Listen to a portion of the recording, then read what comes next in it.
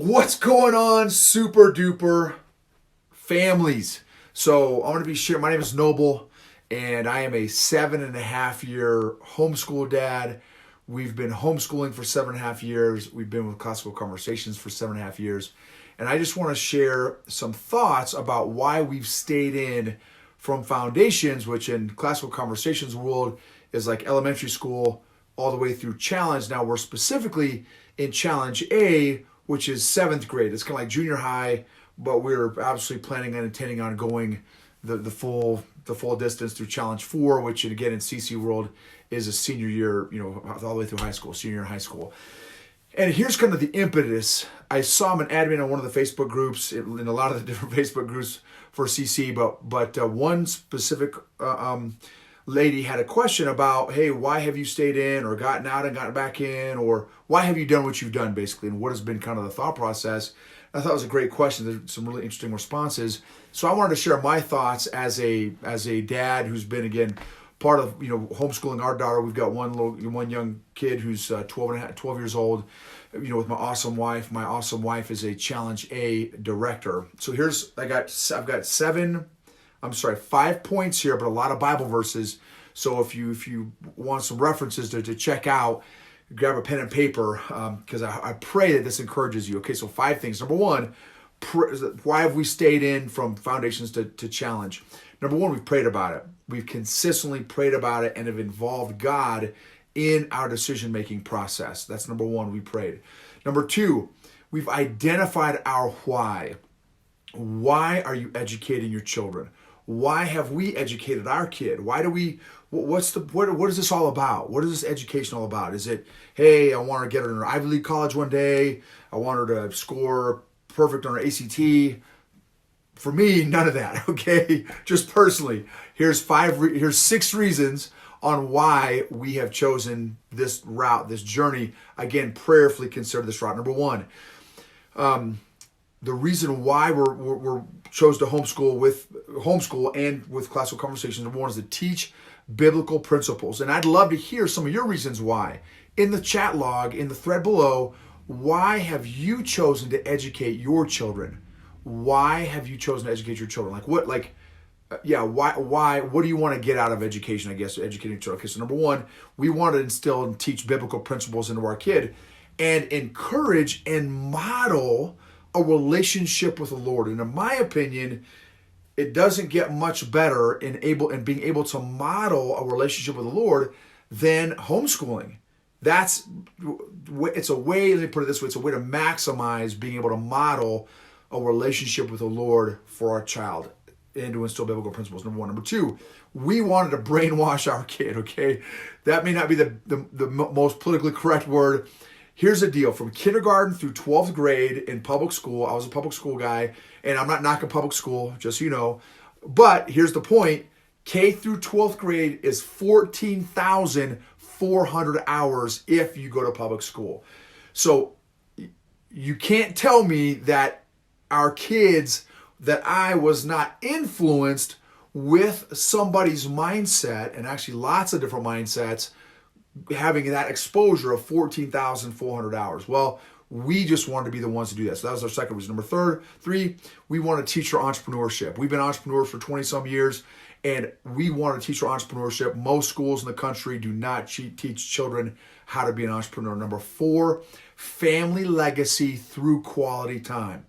Family legacy through quality time. In my opinion, homeschooling families are absolutely part of changing the world, because we are strengthening the family unit through that quality time with our family, and therefore changing our family legacy. Number 5, teaching how to learn.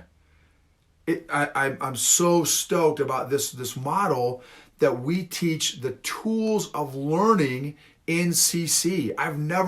When I first talked to some of the leaders in CC, and they told me what, the 5 core habits and the 5 common topics and the 5 canons of rhetoric were, like my head exploded. I'm like, what? I didn't learn this at West Point. I didn't learn this in college, right? So that was number 5, teaching how to learn. And then number 6, closely behind those heels, is teaching critical thinking.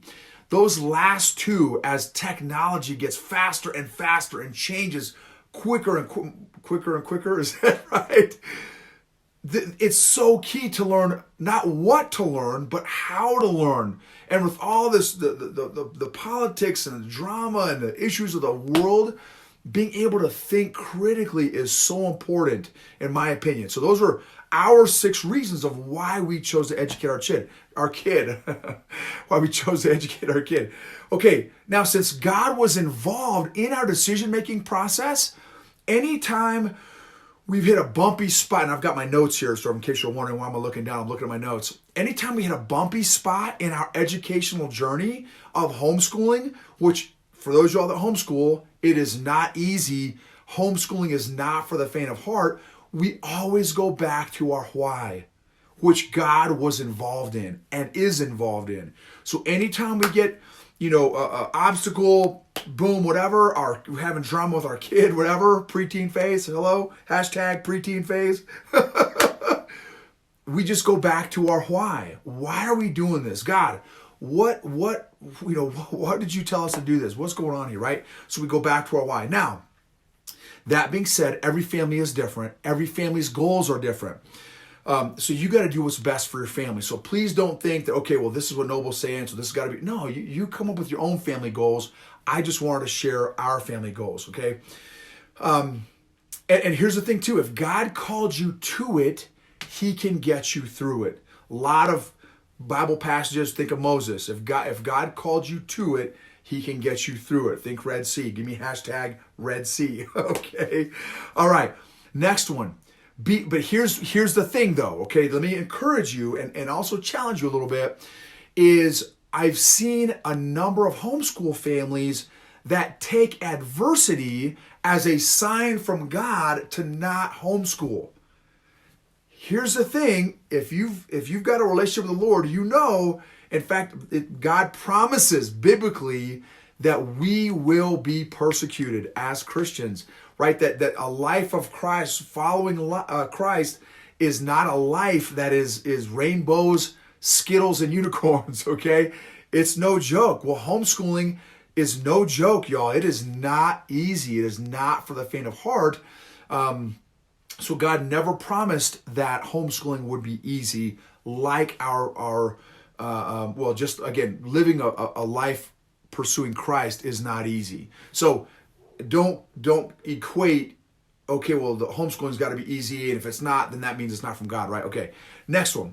And some verses here. So 2 Corinthians, well, first let me start with this one. Matthew 5, 11 to 12. Matthew 5, and if you could, someone write that down for me if you're watching this on a computer. Matthew 5, 11 to 12 is the first reference. The second reference is 2 Corinthians chapter 4, verse 8 through 10. 2 Corinthians 4, verse 8 through 10. And then 1 Peter 5, chapter 5, verses 7 through 10. 1 Peter 5, 7 through 10. And I was going to read all these, but I'm going to save time here. Okay, next one. So the third reason why we chose to stick with this is, what about you? What about you? So there's a meme that's some of you have probably seen. What if God called you to homeschool because of something he wants to do through you, not just your kids? What if homeschooling, it was God wanting to do something through your life, not just your children? So that's number 3 is, what about you? And I can't tell you how much God has taught both me and my awesome wife about us through this homeschooling journey. Still, like daily, honestly. Okay, next one. So here, another great point here is, use the bumpy spots of homeschooling as opportunities to trust and depend on the Lord. Use bumpy spots of homeschooling as opportunities to trust and depend on the Lord. Proverbs 3, 5, and 6. Hebrews 12, 1 and 2, and verse 11. Right, let me say that one. No discipline seems pleasant at the time, but painful. Later on, however, it produces a harvest of righteousness and peace for those who have been trained by it. Hebrews 12, 1 and 2, and then verse 11, which that was verse 11. Another one is 2 Corinthians 4, verses 15 to 18. 2 Corinthians 4, verses 15 to 18. Again, if you're watching this, please, someone capture all these Bible verses in the thread below. That'd be super helpful. And the fourth reason why we have stayed is because of community. One of the things that I love about CC is community. And we've been a part of 3 or 4 different communities in the 7.5 years that we've been in CC. All are very different. And no, there's no perfect community, right? So newsflash, any organization, church included, that has at least one person is not going to be perfect, okay? Your community included. So of all the communities I've been a part of, they're all different, but they have all been filled with just awesome people. Okay, none of us perfect, but people that love their children, love the Lord, genuinely trying to do the best thing that they can, that they know to do. So I'm super thankful for the community aspect of this homeschooling journey that we've been blessed to be a part of. Now, is community exclusive? Like, can you not be a part of some homeschooling community if you don't do CC? No, of course. There's different co-ops and that kind of thing. Just personally, we have been tremendously blessed, the community that CC has created. So and a great one for that, of course, is Hebrews 10, 24 to 25. Let us not give up the habit of meeting together, as some are in the habit of doing, right? Hebrews 10, 24 to 25. I didn't quote the whole thing, but you get the point there. And number 5 is challenge. The high school years, the junior high and high school programs. I'm telling you, again, we're in 7th grade right now, Challenge A. She's got 9 other children in her class. It's like I think it's a pretty even split, boys and girls, and they are wide open. We get to see literally the dialectic phase of these kids' lives, what they've learned from foundations. Some of them maybe didn't start in foundations, they just jumped in. The point is you want to talk about the socialization? I was not allowed to talk in public school, okay? And I love to talk. These kids, it is straight conversation throughout the day, and it is amazing to hear these kids work on their faith, work on their logic, work on their thought process, their critical thinking skills, their communication skills, their listening skills, right? You want to talk about socialization? It is amazing. Give me hashtag socialization. So challenge. Now here's what I would encourage you to do. If you have not had an opportunity to check out an upper level challenge, like a challenge 4, challenge 3, 2, 1, and honestly, if you have an option, go check them all out. Schedule it throughout the year, an opportunity to go check out one of each of the different challenge program levels. But when I saw my first challenge program when our kid started when she was 4, she got a late birthday, whole deal. It was, I was literally blown away. Could not believe that something out there existed like challenge. So for us, again, now if you are one of those the handful of families that maybe you don't have an upper level challenge, or you're not anywhere near a challenge level program, then that's why we've done a ton of challenge videos of challenge students on the CC. There's 2 spots to find them. The CC YouTube channel, there should be a challenge playlist, and also on the Classical Conversations Inc. Facebook page. Go to the videos section, the videos tab, and search through. You'll be able to find some challenge videos with challenge students, challenge classes, challenge interviews, panels, all kinds of stuff in there. So if you're not fortunate to live close to one where you can physically go and check one out, we've got a lot of videos and a lot of resources where you can check those out. So those are my 5 reasons of why we have stayed. So praying, we've kept God intentionally, consistently as an active part of our decision-making process. Number 2, we've identified our why we're educating our children. Number 3, what if it's about us? Like, what is God wanting to do through us, through this homeschool journey, not just our kid? Number 4, the community aspect. And number 5, the challenge aspect. So those are the 5 reasons of why we have stayed from foundations to challenge, and why we plan on finishing all the way through challenge 4. If this has encouraged you all, I'd love to hear a thought on kind of what a takeaway has been, what something you've gleaned, a point that really stood out to you, a Bible verse that's really stood out to you. I'd love to hear from you. And if maybe this encouraged you, please feel free to tag somebody else in here as well.